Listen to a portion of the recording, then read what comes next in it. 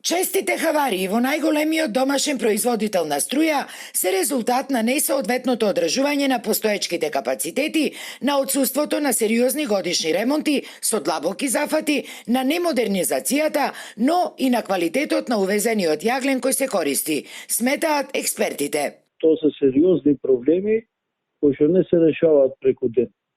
Значи, ако ова како што има најава дека во ден, во два се ќе биде решено, значи тоа би се третирало како случаен испад, а таков случаен испад да Македонија оставите без ниеден блок од РЕК Битола, мислам дека треба да се санкционира. Ова на времето беше незамисливо дека може РЕК Битола да се донеси да не работи ниеден блок. Ова најодговорно ви го тврдам и не се случило никој пат.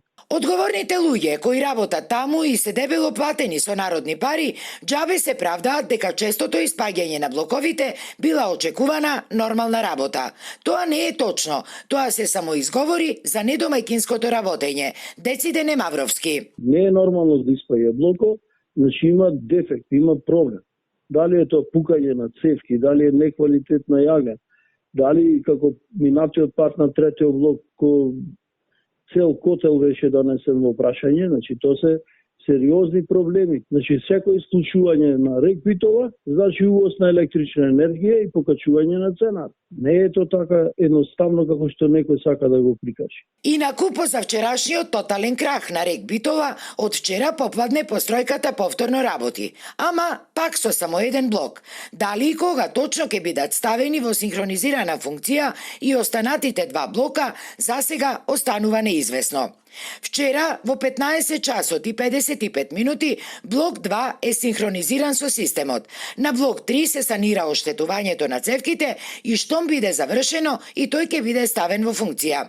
На депонијата во моментов има резерви од над 160.000 тони јаглен. При тоа треба да се има предвид дека од 9 ноември до 16 декември и од 1 до 24 февруари РЕК Битола работеше со сите три блока на мрежа. Се правдаат од РЕК Битола.